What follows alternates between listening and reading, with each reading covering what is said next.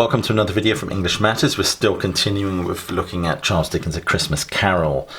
Today I want to think about context.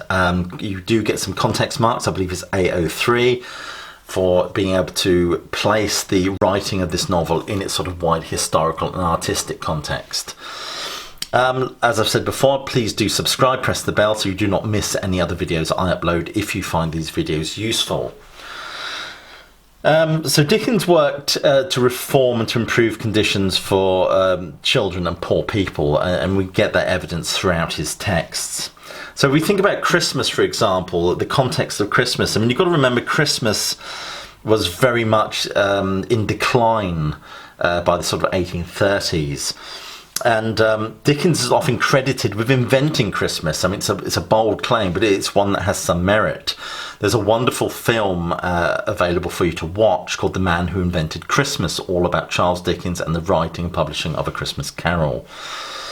His descriptions of shared family meals, turkey stuffing, games, holly and mistletoe have become key parts of the modern Christmas. You've got to remember that Christmas we now celebrate is very much a Victorian construct.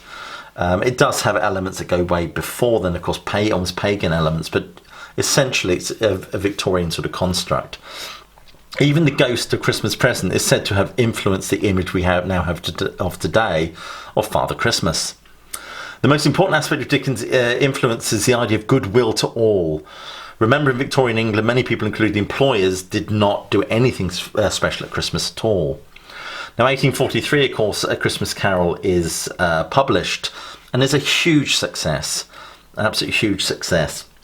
And it reinvigorates kind of a very contemporary modern attitude toward Christmas. But that's a Christmas that becomes focused upon family and home and hearth, as opposed to a Christmas focused upon solemnity and sort of religious celebration.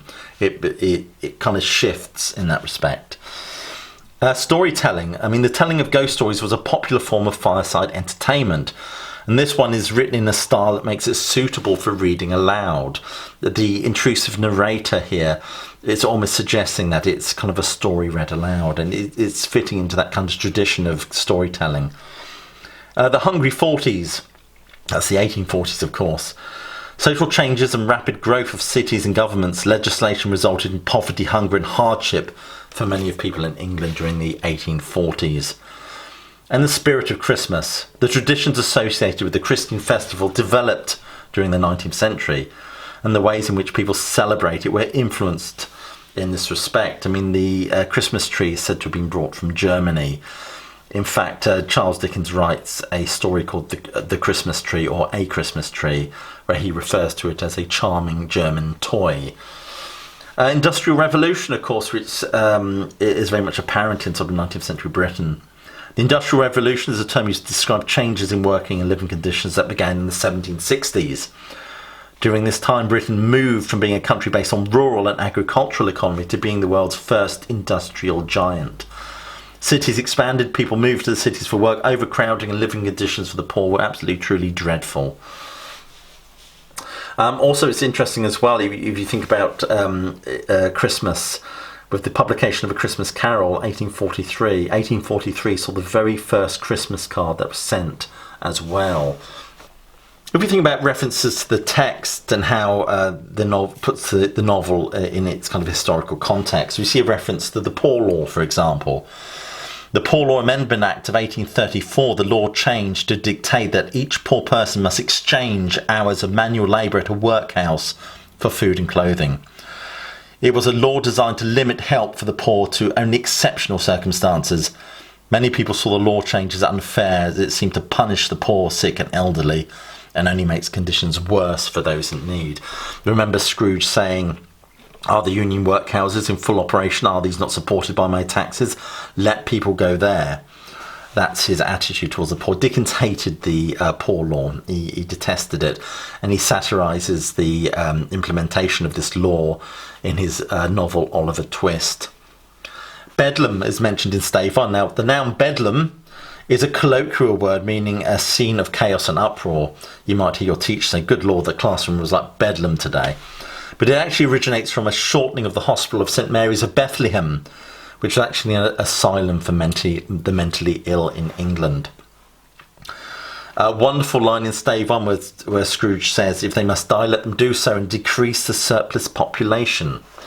This is a reference to Thomas Malthus, a British economist. His publication theorised that a population surplus would mean a food supply deficit, and that solving this problem meant strictly limiting reproduction. Malthus later supported the institution of workhouses, since separating families was sought to decrease reproduction and increase industrial productivity. It is unclear if Scrooge has read Malthus or not, but he seems to have been influenced by this popular belief that population control should start with the poor. Again, it's an idea that Dickens absolutely detested, and he detested this Malthusian sentiment. The treadmill is also referenced in stave one. Now, the treadmill, or treadwheel, was a device introduced to British prison systems in 1818 by Sir William Cubitt, an engineer. And it was a punishment, in fact. Prisoners would be forced to climb wooden steps on rotation in order to generate power. I think Oscar Wilde was punished in this way as well when he was sent to prison. The treadmill was commonly used for power to grind grains, but sometimes it was simply used for punishment. Treadwheels could also be found in union workhouses, wherein the poor resident workers were employed to generate power for 10 hours a day with just a short break. The use of treadwheels for punishment of forced labour was eventually banned in Britain in 1898. Now, the union workhouses, of course, is again referred to in stave one. So one of the main political issues that Dickens was concerned with was the astounding level of poverty in 19th century England, especially in London. Often the poor, sick and mentally ill or orphaned would end up in these dreadful workhouses. These workhouses were established by the British government's Poor Law Amendment Act of 1834 to offer food and shelter in exchange for work. The workhouses were notoriously overcrowded, unclean, and many there starved or died from various diseases, probably resulting from malnutrition, I suspect, or overwork. The work itself was gruelling and designed to keep workers busy at all times. Children were not exempt from working and were often denied visiting rights to their parents, who were forced to stay separate in barracks. It was a barbaric law, and Dickens, as I said, Dickens hated it. Oh, I was afraid from what you first said there was something that occurred to stop them in their useful course, stave one. Dickens does two things in this passage. First, he further characterises Scrooge as an unsympathetic miser, which then, of course, dramatically makes his reformation or transformation much more profound. Yes, Scrooge represented the ignorant and uncharitable attitude of the wealthy and aristocratic classes of the time, whom Dickens himself despised. Since value was often equated with financial status, Scrooge and others like him failed to see the value in those who needed financial assistance. So there you have it. That's some key points on the context in which Dickens wrote A Christmas Carol.